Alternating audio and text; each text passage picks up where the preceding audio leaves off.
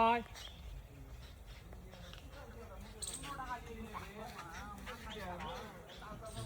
দেখলি পারবে না খেতে কিন্তু লিবে ও